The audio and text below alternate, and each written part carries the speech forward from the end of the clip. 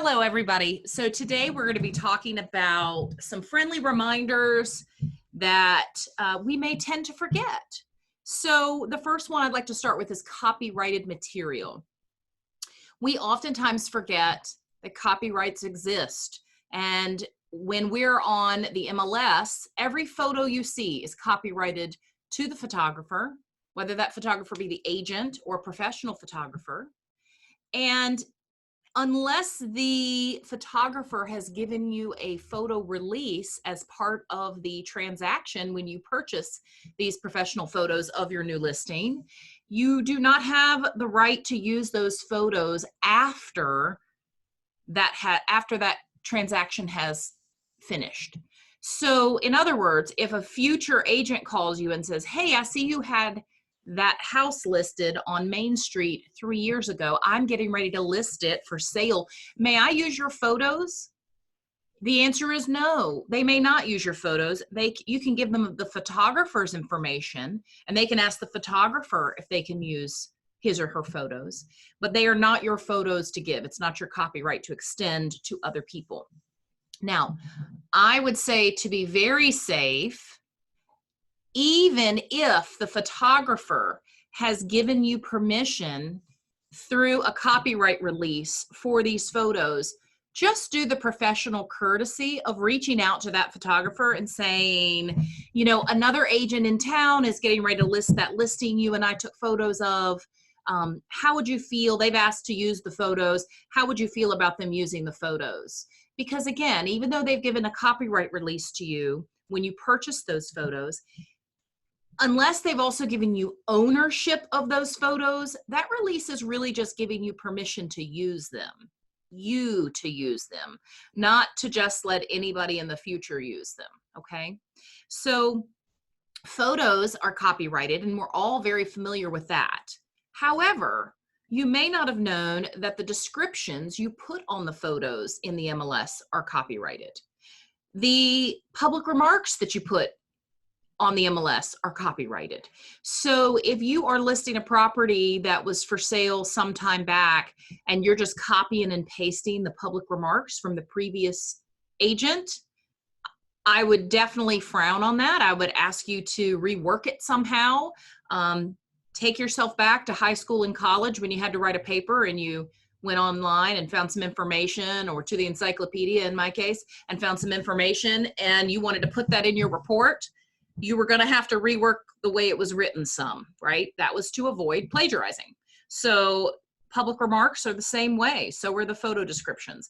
Those are all copyrighted to the agent who wrote them, and they are not for free use. So just a friendly reminder, because there is an MLS monitoring committee, and they're not a bunch of killjoys on that committee. They're just trying to make sure we have the best information possible on our MLS. And so the MLS Monitoring Committee, it's their job to look at all the new listings and make sure that they are all in compliance, that the listings are all accurate, that there are no violations.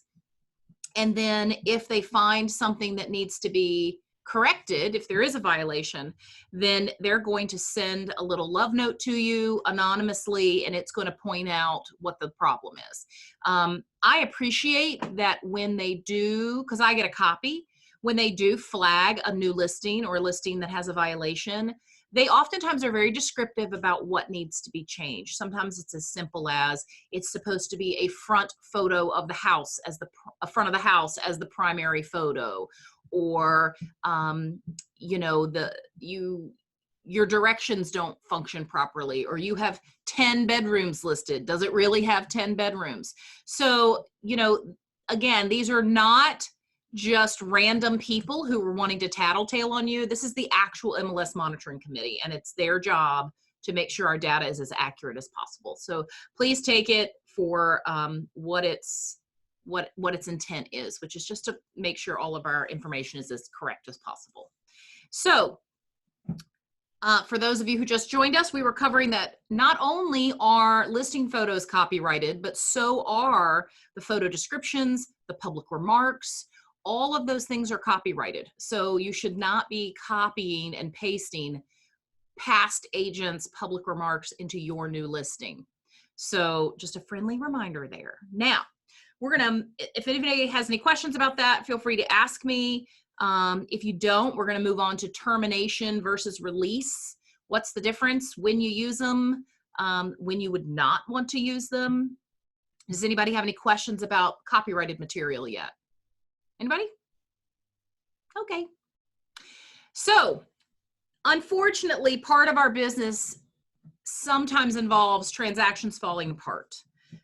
If you have not had that happen, you are a lucky duck or are still very new in the business, because I've had that happen dozens and dozens of times. One of the Facebook real estate groups I belong to, yesterday, somebody had posted, "What's the record number of times you've had a single property under contract?" And somebody was saying, "I win. Lucky number 13 just is getting ready to close." Yeah. So certainly that's not the norm, but we definitely have all been there where something is starting to go sideways and it's starting to fall apart. And there was a time 5 years ago that, quite frankly, I never saw a termination form. I just never saw one. I saw releases come through for our review, and we didn't see a lot of termination forms.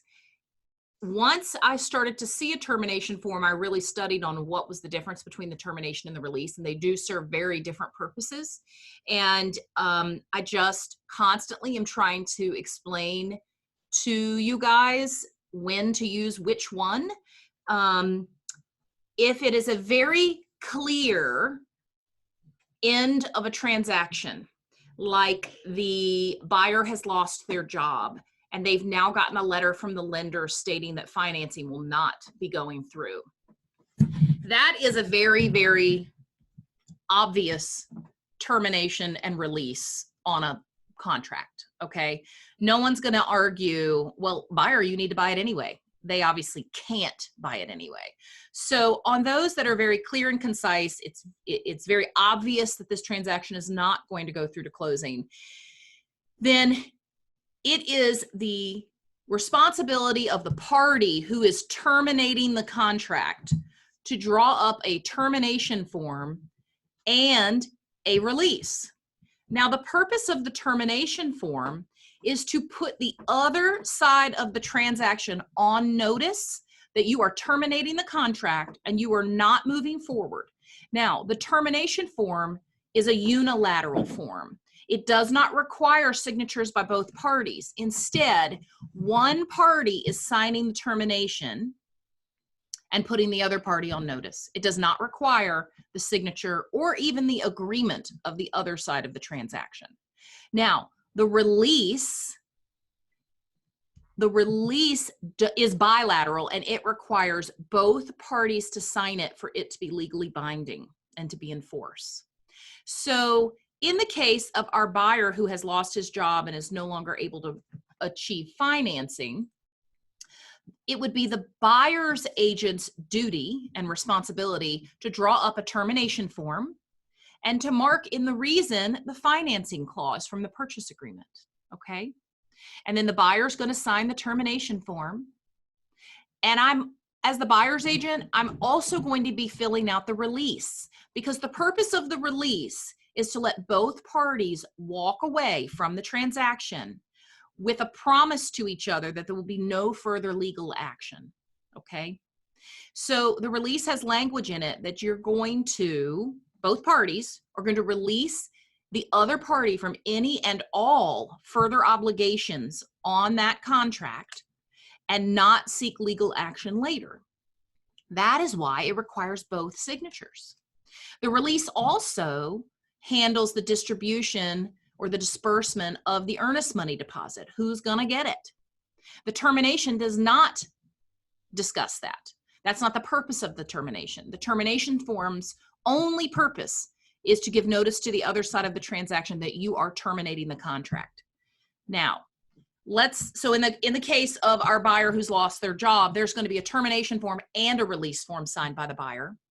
we're going to send that over to the listing agent and say, we're so sorry, our buyers lost their job. I've got a lender's letter with it stating that due to job loss, they will no longer be eligible for financing. I'm so sorry. And in that case, our purchase agreement already states that if financing is the reason why the contract is falling apart, then that would allow the buyer to be refunded their earnest money deposit, except in cases where it is the fault of the buyer that they have lost their job. So if the buyer quits their job, they are in breach of contract, and I do not believe they have any right to their earnest money, okay? But we're not discussing that today. We're discussing a good actor who has lost their job, not of their own doing, and is now unable to achieve financing. So I'm going to send, as the buyer's agent, the termination and the release to the listing agent, explain our predicament, give my apologies, and I am sorry. I don't want to start all over again or pick back up with them in a year. I want them to be able to get into a house. But some things are out of our control. Now, the listing agent is going to present the termination and the release to the seller, and the obligations for the buyer are not relieved fully until that release is signed. And occasionally you will have situations where the buyer and the seller are arguing and the release takes a while to get signed or doesn't get signed at all. Jennifer will shake her head up and down that we have earnest money here for years because the buyer and the seller can't agree to a release. And oh boy, I would love for that to just go away. Every year at the end of the year, Jennifer has to contend with those old earnest monies. Yep. So let's talk about when it is not a clear-cut case of who has a termination right. So my advice to you is be extremely careful with a termination form. A termination form should only be submitted on behalf of your client if you are beyond a shadow of a doubt that that buyer or that seller has a termination right, okay? Because if you draw up a termination form for them because they got cold feet after a home inspection and you send over a termination and a release, you could be putting your buyer or your seller, you could be putting them in breach of contract if they don't have a termination right. You don't get to just look at the home inspection and then say, nope, we're out, unless you have written it that way in the purchase agreement, okay? So if your buyer and or your seller takes a look at the inspection report and says, nope, I want out, and you send over a termination and a release, you may be, number one, practicing law without a license because you're interpreting the contract for them and determining whether they have a termination right or not. And B, or two, you may also be putting them in breach of contract if they do not have an actual termination right. Now, in cases where this happens, my advice to the agent is, I understand that your buyer has some extremely cold feet after that inspection. The house has been off the market 4 days. If your buyer truly is not going to move forward with this contract, call the listing agent.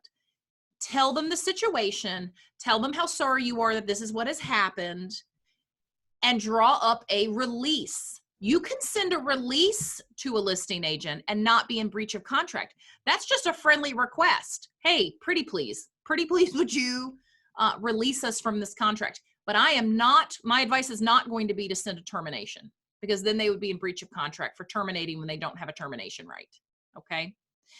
Additionally, unless the termination has been filed with the other side of the transaction, those timelines in the purchase agreement are continuing to move forward, okay?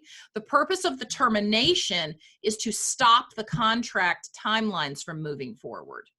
So that if your buyer gets cold feet, I'm going to have them run both tracks at the same time. Send a friendly release and a friendly release request, but continue on with your due diligence in that contract.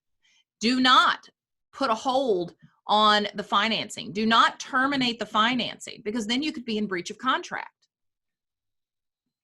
Does that make sense to everybody? Who has questions about that? Or Jennifer, if you have anything to explain further on that, or just tell me if that was confusing or if that makes sense. Don't put me on the spot this morning. I have a headache. I'm sorry. No, all is good. No, it is confusing, and we do get the question a lot here at the office between the two. So when in doubt, just call.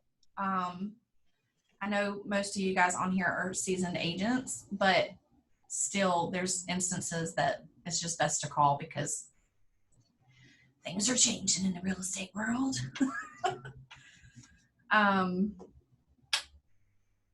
That's really it. Okay. Did that make sense to everybody? The difference between the termination and the release? Walter, you have something to add? I do what I want to do. Well, at least call me and give me a heads up before you do what you want to do, okay? But she can field the phone call. Exactly. When I get that other broker's phone call. Exactly. Okay, then let's move on to the residential property. I am the president. I forgot. I'm sorry. You're right, El Presidente. You do what you want to I do. was just gonna say El Presidente. And he's about to be El Presidente for another year. Walter has graciously agreed to repeat. Not repeat, because we do not want a repeat of this year. Please no repeat. I'm done. He's gonna have a do-over. A I don't know do-over. how gracious it was, though. I mean, we all kind of poked, but yeah. Yeah, I'm glad for it. me too. I hope things go a little smoother. Agreed. I hope we all sell the same amount or more houses because, I mean, it's been a hell of a year, but we could use some more inventory. Agreed. Yesterday, I think there were only 800 houses. Yeah, 8 houses got listed yesterday. Oh. That is freaking ridiculous. Right. I haven't checked the hot sheet yet this morning, but Mhm. 8 houses got listed, and I think 26 went under contract yesterday. That's not exactly replenishing the supply, is it? No, that's, as they say south of the border, no bueno. Correct. Okay, so let's move on to another quick little friendly reminder. Residential property disclosure forms. Put them on the MLS with your listing. It is just common courtesy, professional courtesy, to have those loaded on the MLS under the Documents tab. But I'm going to tell you the more important reason why you want those there. So if you do not put the residential property disclosure form on the Documents tab of the MLS and someone writes an offer on your listing and your seller accepts it, and then you say, and then the buyer's agent says, hey, but we don't have the residential property disclosure form, and you send it to them after it's ratified, they have a 3-day right of rescission period once you deliver it to them. So if you take a couple of days after ratification to send them the residential property disclosure form, you're giving them a 3-day get out of jail free card, like jump out of that contract permission.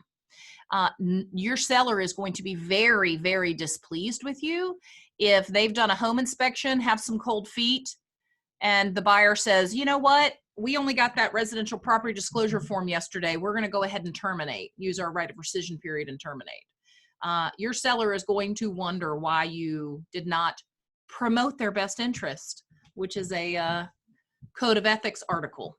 We have to promote their best interest. It is in the best interest of the seller to preload onto the MLS under the Documents tab our disclosure forms that need to go with our purchase agreement. And here is why. It's not just other agents don't want to wait around for us to get it to them. It exposes your seller to risk. Same thing goes for POA packets, HOA packets, okay? When you get a listing, go ahead and look into requesting that packet. You don't need to have it already, but at least have those pathways greased so that when you're ready for it, you can get it quickly. You don't need to spend 3 days trying to figure out who's in charge of the homeowners association after it's gone under contract. Right. Yes, Walter. You're just agreeing. Yeah. And a lot of time, you want to unmute and say that? I'm just having some arm issues, that's all. Oh, I'm so sorry. If I have something to say, I'm not going to raise my hand. All right. Oh, well, I am over here raising my hand, so you're calling me out, Walter? I have a The question. only person I'm watching is Ashley. Oh, I'm in the midst of writing an offer while this is happening. multitasker. Can I ask a question? Of course, Stevie. Sure, I'm here for you. I'm not asking it of you. So. All right, I'm back. Here. She wants Yay. El Broker, not El Presidente. Is there anything we can put in the contract to stop a seller's agent from dragging their feet on ordering that POA packet? Because I have had them show up a week before closing, and Yes. there's So nothing in there. yes and no. You certainly could put something in the purchase agreement that this is the problem, okay? The inherent problem with that is that the listing agent is not a party to the contract. So you would be writing in, if the sellers could do it, and they can, but they usually don't. If the sellers could do it, you could write that in, right? But it's usually the responsibility of the listing agent, and since they're not a party to the contract, it's difficult to be legally binding to bind someone else to the contract for an act, right? That's really the problem with it. It is obviously in that listing agent's best interest to get that to you sooner rather than later. And we had a transaction a couple of years ago here at the office where that buyer was trouble the whole time, and one of our agents was representing that buyer, and she was a pain, and the seller went to large expense to keep this buyer in the contract, and the buyer just kept flaking out and wanting to get out of the contract over and over again, even though she was getting more than what the contract called for. And the week before closing, the HOA packet showed up, and she was still wanting out of the contract. And so it is our job to work for our client. And so we had to tell her, if you would like to terminate, you may. And it was heart-wrenching for us to advise her to do that, because it went morally against everything myself and the agent felt was right. But legally, that buyer has that termination right. And it doesn't have to have anything to do with what's in the POA packet. So I know I'm preaching to the choir, Stevie. Obviously, you know the benefits of getting that POA packet soon. The problem is a lot of times it's out of our hands. You know, I did a transaction with a fantastic agent here in town recently. And that POA person, which was just the president of the homeowners association, took forever to get it to me. And we got it about 4 days prior to closing. And I was begging the buyer's agent, like, please don't kill the deal, you know? And he was saying, I'm not, but I sure would be happier to get it sooner. And it was just out of my control. That HOA person was just not great at their job, you know? And that's the problem with some of these homeowners associations and property owners associations, is if they're not using a management company, then it's just a person. It's just the president of the HOA or the secretary or the treasurer of the HOA, which is just a person who lives in the community who is serving on that board. So their motivation to do it is sometimes not as high as a management company who they do that all day, every day. Quick question. Yes, Deepak. So in other words, what are you saying is if we have a contract, everything is going smooth, everything is done, and if we do not get the HOA, or whenever we do get HOA and the buyer doesn't like something in it, so they can terminate the contract because... Absolutely. Oh, Yes. So you better have that. Okay. Yes, you better. So if you want to request it early in your listing period. Yes. My experience was the listing agent didn't even request it until right before the end. And it was, it might be okay, but... I have mixed feelings about that, Stevie, because as the buyer's agent, it's almost like they were trapped into staying, and I didn't care for that. Oh, agreed. And you know, as a buyer's agent, I maybe sometimes want to preserve that termination right for my buyer, right? In case the home inspection is terrible. But I also don't want to let my buyer be a flight risk 3 days prior to closing, you know, when they get the natural cold feet that come with, oh my God, I'm closing in 3 days, you know? So I just have to keep asking myself, who do I work for? I work for my buyer. However, sometimes we have to do things that are in the best interest of our buyer, even if they don't necessarily think they are. So asking the listing agent, hey, how are we coming on the HOA packet, as a friendly reminder to say, hey, have you even ordered that yet? Sometimes that's still in the best interest of our buyer if it means we can get to closing, you know. And reminding other agents is sometimes part of our job, you know. And I'll tell you, on mine that came in like 4 days prior to closing, I had requested it, but then I had not followed up. So when that when that buyer's agent reminded me, hey, when's that coming? I was able to follow up. I should have remembered to follow up, but I didn't. So his friendly reminder, I certainly took in the spirit that it was intended, which is, hey, you haven't forgotten about that, have you? And indeed, I had forgotten about that. So, you know, I try not to get too affronted when people remind me of things, you know. It's hard to know, Stevie, though, the speed at which is going to be the best to get that HOA packet delivered. I typically request early as the listing agent, and as the buyer's agent, it just gets here when it gets here. And I know we have a termination rate, you know. Anybody have any other questions about that?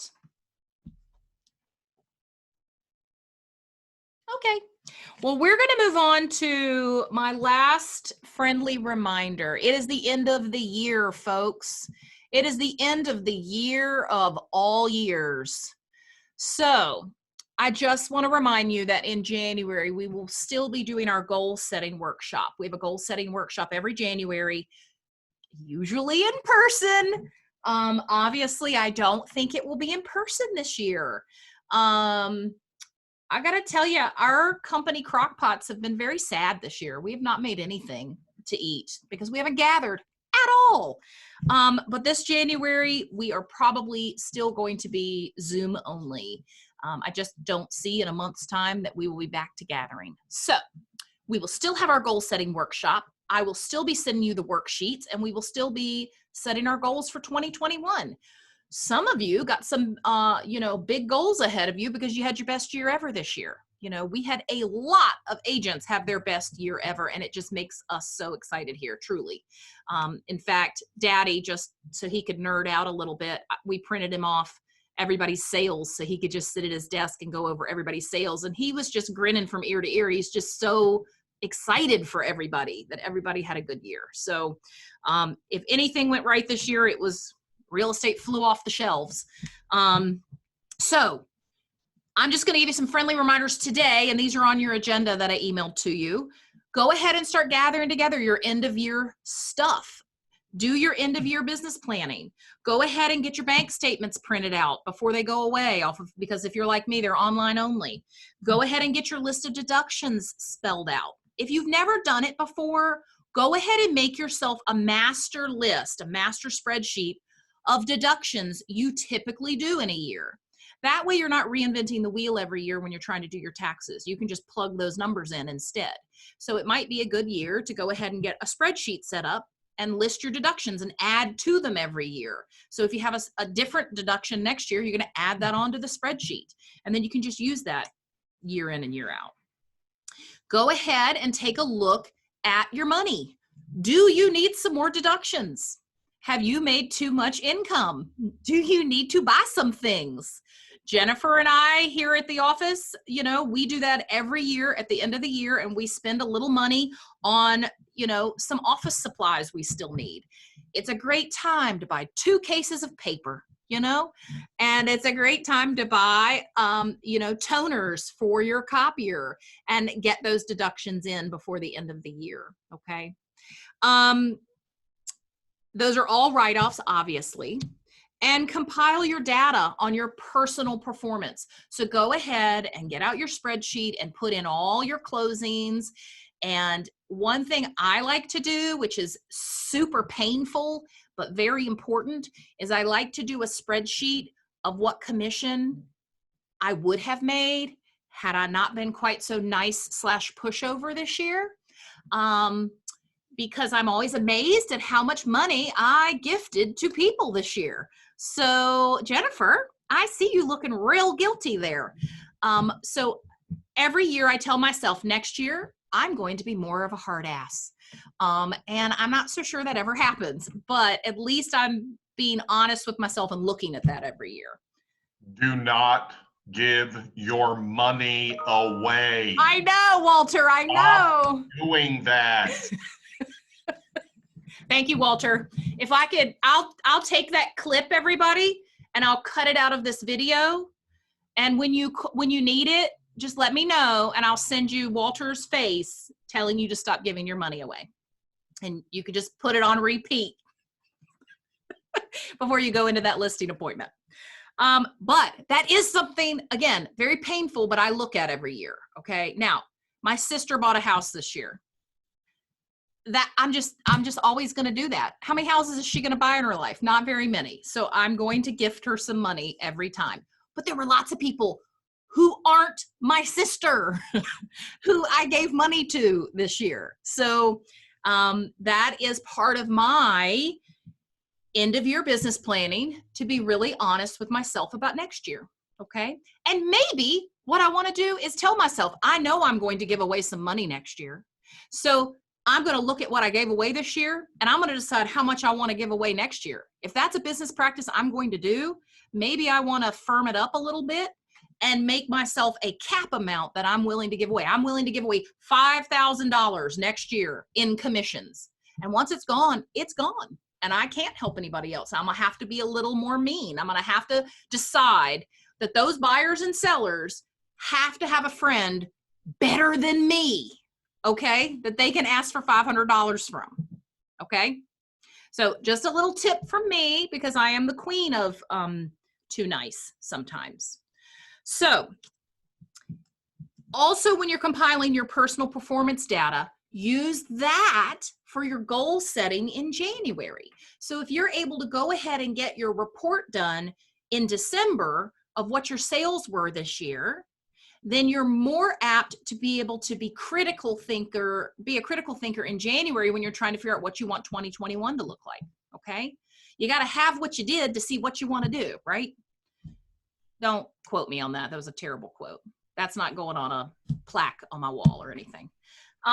Okay. Who else has year-end business things that they tie up and try to do every year? Anybody have any good ideas for the rest of the group? Get your CE done, especially fair housing, I think it is not necessarily on your licensure rotation. Is that the right way to put it? Sure. The year I joined, I think you have to do it every 2 years, and I joined in the middle of that, and I have to make sure I get fair housing done at least. Yes. At the end of like the first year of my 2-year license. That's me. Yes. So yes, everyone has to do fair housing. Is it every 2 years? Is that right, Jennifer? I don't know, but I just remember that one year we were all scrambling at the last minute to get that done. Yes. And I will say, we've had a local lending company reach out to us to offer us the flood insurance CE, because the flood insurance CE is kind of a one-off thing too we have to get done. And they've offered to do a Zoom class for us and provide us that flood insurance CE. So we'll be doing that sometime in the next month. And that'll be a way for everybody to knock out their flood insurance continued ed that's required. So I thought that was very nice of them to offer that. So I have a question for everybody out there. Mm-hmm. How are you tracking your mileage? Like, are you using an app? Are you using old school notebook? What are you doing? Because that's my downfall when it comes down to deduction time and keeping track of everything. My mileage stinks. It just does.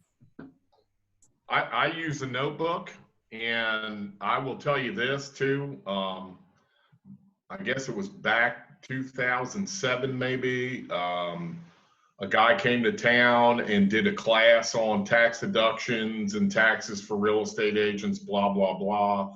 I took that class. The one thing that has stuck with me is if you ever get audited and you do not have a mileage log, they will remove every deduction you have.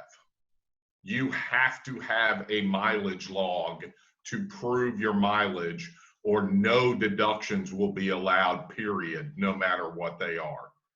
Handwritten is always better than like Mile IQ or using it through QuickBooks. I think you can track your mileage.